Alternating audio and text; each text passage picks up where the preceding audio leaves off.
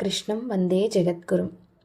బెంగాల్ రాష్ట్రంలో ఒకప్పుడు మాధవదాసు అనే భక్తుడుండేవాడు.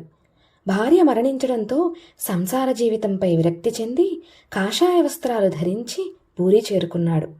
ఆర్నిశలు జగన్నాథుణ్ణి స్మరిస్తూ పగలంతా దేవాలయంలో గడిపి రాత్రికి సముద్ర ఒడ్డు చేరుకుని ఇసుక తిన్నెలపై హాయిగా నిద్రించేవాడు.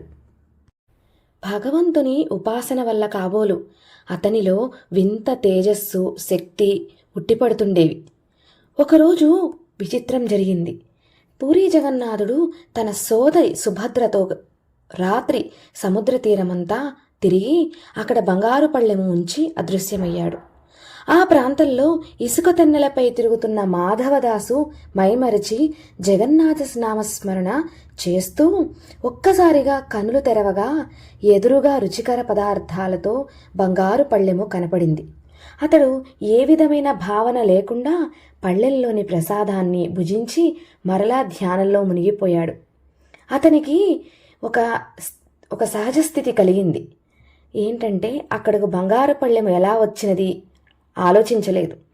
పళ్ళెంలో అంత రుచికర భోజనం ఎవరు తెచ్చారో అన్న దానిపైనూ దృష్టి పడలేదు. ఇక్కడ ఉదయం కాగానే గుడి తలుపులు తెరిచిన పూజారులు ఒక్కసారిగా నివ్వెరపోయారు. మహాభోగమును నివేదించిన బంగారు పళ్ళెము ఉండవలసిన చోట లేదు. ఆలయ అధికారులు పళ్ళెమును తస్కరించబడినని రాజుకు ఫిర్యాదు చేశారు. దొంగను వెతుకుతూ రాజభటులు సముద్ర తీరం వచ్చి మాధవదాసు వద్ద పళ్ళెం చూసి వెంటనే ఆయనను బంధించి రాజు వద్ద ప్రవేశపెట్టారు. మహారాజు అతన్ని చెరసాలలో బంధించాడు. ఆ రోజు రాత్రి ముఖ్యంగా పూజారికి ఒక కల వచ్చింది. కలలో జగన్నాథుడు కనిపించాడు. మీరు నాకు ఎంతో భక్తి శ్రద్ధలతో నివేదించిన నైవేద్యమును నా ప్రియ భక్తుడు తింటే అతన్ని చెరసాల పాలు చేశారు. నా భక్తుల హృదయాలలో ఎల్లవేళలా నేను ఉంటాననే విషయం మరిచారా?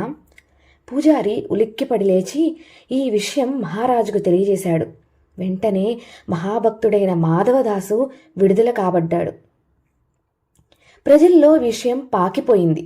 మాధవదాసు భక్తి ప్రపత్తులు, కీర్తి ప్రతిష్టలు దశదిశలా వ్యాపించాయి. పూరిలో నివాసముంటున్న పండితులకు ఇది అసూయ కారణమైంది.